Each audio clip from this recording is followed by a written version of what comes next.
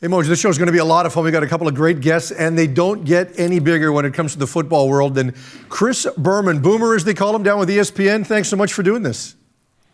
Nice to be reunited with you guys. Best everybody up there. Wonderful city. I hope I'm able to come up and see everybody in person in the not-too-distant future. I remember when you came up here probably about 13 or 14 years ago now for the Orange Helmet Dinner. Bobby Ackles, the late Bobby Ackles, who you knew from his time in the NFL, brought you up. Just what do you remember about coming north?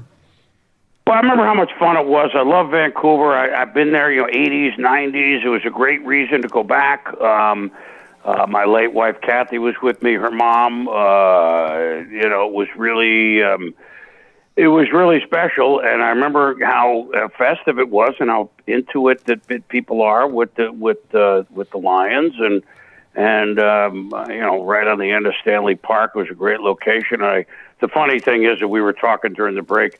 I said, you know how good a negotiator Bob Ackles was. I mean, said it at the time. Whatever my fee was not important. Yeah, we did it in U.S. dollars. Well, that was like the 6-month period back then. I don't really remember what, but the Canadian dollar was stronger than the U.S. dollar those 6 months. I said, only he could guarantee me U.S. funds, realizing it was a benefit for him. I mean, we didn't really realize that either, but that was kind of funny. So, we miss him, and it's nice to talk to his son, Scott, just now. Hey, Chris, you're a huge fan of the Canadian Football League. Every year you show the Grey Cup highlights on ESPN. A little bump back this year. That'll happen on December the 12th because of the late start of the season. But where's the genesis of the love for the Canadian Football League for you? Well, and by the way, I haven't seen much, but I do know that Winnipeg is like a runaway freight train at the moment, right? So, and I know Milt Stiegel's retired, so I'm just having fun here. So the genesis was in the very early days, and I think we've talked about it before, early days of ESPN. Began in 79. I was 24. I was here. There were 70 or 80 of us. I mean, we were, early on. What quote? I don't want to say real, but, big time. We didn't have the NFL. We didn't have a lot of things. But from the beginning, we had a pair of CFL games of the week. And so we started watching it, a new brand of football, at least for TV. But, I mean, we all got into it in our little world of ESPN. I don't remember what night. There was a game early in the week and late. There were, I want to say, 2 games a week. But, look, bottom line was here was Warren Moon, who we knew from the Rose Bowl and from Washington, playing for Edmonton in uniforms that looked like the Packers, in certainly snow that looked like Green Bay, and they were winning, and et cetera, and it was just fun. I was like, this game is fun. I mean, the brand of football, 3 downs, et cetera. I mean, I don't have to tell you. And I always had a soft spot. I'm called an honorary Canadian, whether that's good, whether that's accurate or not. I love it, but I really enjoyed being a champion of the game down here, and it was fun to watch. And like I said, it was among our bigger time programming the first few years. And then Warren Moon, of course, came down, to the States, to the Oilers, and had an unbelievable career. So that was the link right then and there, and I've kept the love for it. I look forward to the Grey Cup and what leads up to it. And you talk about the CFL being such a fun brand of football. The Kansas City Chiefs have been a fun team to watch for the last few years. This hasn't been so much. And I know you love the nicknames. I'm sure you've been looking forward to calling some Kansas City Chief nicknames after big plays, and we just haven't seen any of it. Do you think we're going to get it back this year? I think so, but they're learning. You don't just, like everything else, we joke, right? Like, you don't just plug in the toaster and expect to have your bread toasted the same every morning, right? Teams are, I don't want to say wisening up. They're playing different defenses. Look, they're unbelievably talented. Mahomes, he's broken. No, he's not broken. Andy Reid's as good a coach as there is. I don't want to put it on losing a Super Bowl, but for whatever reason, you can look it up. When you lose a Super Bowl, Buffalo aside, going back 30 years, a lot of things don't go right. There's no real theme and why. It's not, once again, so-and-so happened, but I do believe in the end the Chiefs will win their division at like 10-7. You know, remember, we got an extra game this year.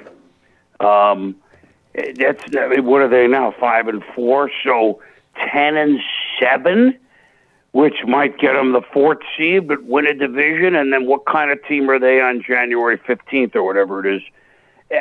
They will regain some of the offensive swagger, but they don't have all the answers. Other than Kelsey and Tyreek Hill, the other wideouts, and of course the running back hurt, they don't have, 3 or 4 options like we used to think they did, and they're going to have to learn to play within the new rules, as in all these teams. The Chargers played them a certain way. Green Bay just gave them a tough time, and Kansas City could play a low-scoring game knowing the Packers weren't going to score much. But it's going to be – they've lacked rhythm. That sounds like a stupid thing to say for football, but they've lacked rhythm on both sides of the ball. And once they get rhythmic, albeit not with 20-yard plays so we can have fun and do meme with the road runner and all sorts of stuff, once they get rhythmic with longer drives and keep not turning it over at the end of it, they'll be okay.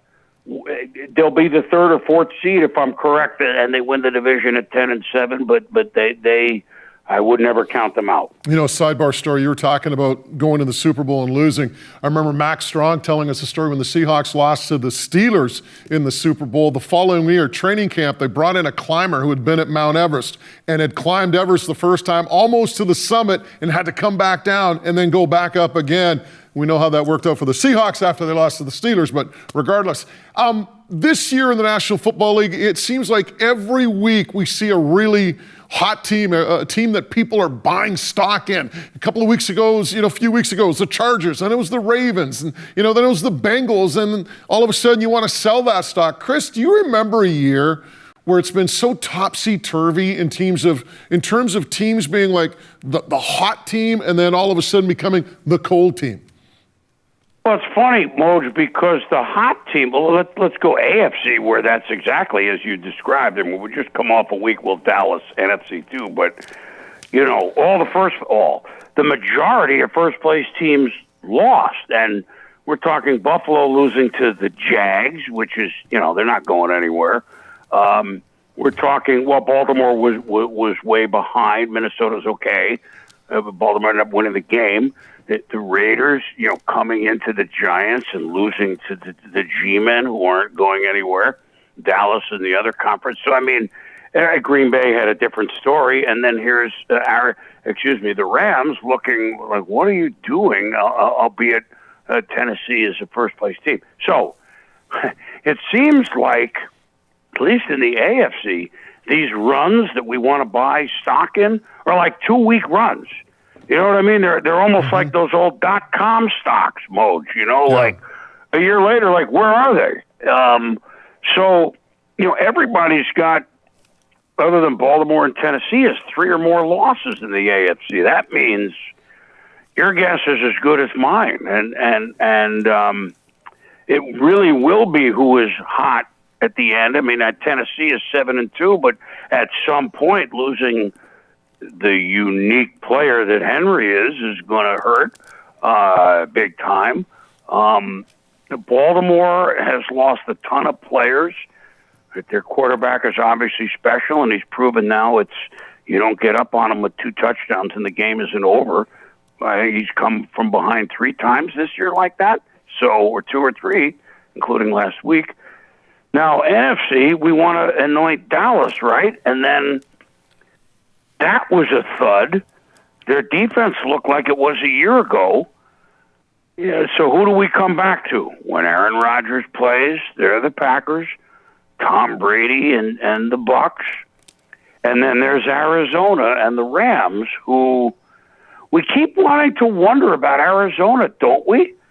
But they're 8-1.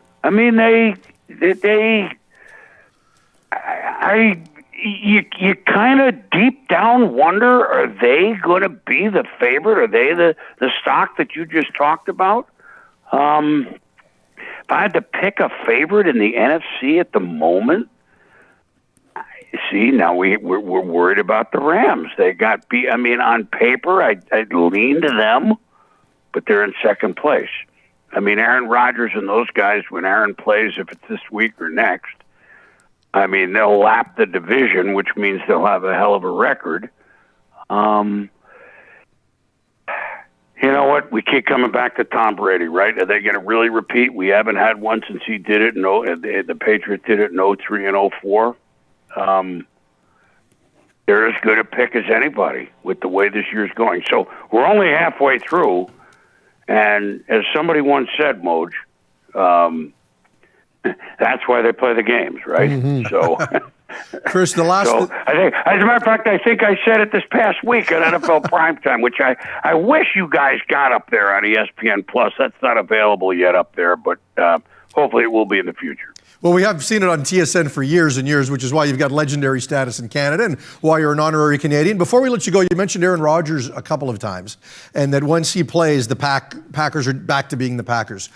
Obviously, he's dominated the news cycle for the last week and change. Do you think what he's said and all of that, do you think it's going to affect how he's viewed, what his legacy turns into, what next season looks like for him, or does winning make it all go away? Well, I think not all go away. I mean, I don't know that this is going to be the legacy. I don't want to say a problem. I mean, there's certainly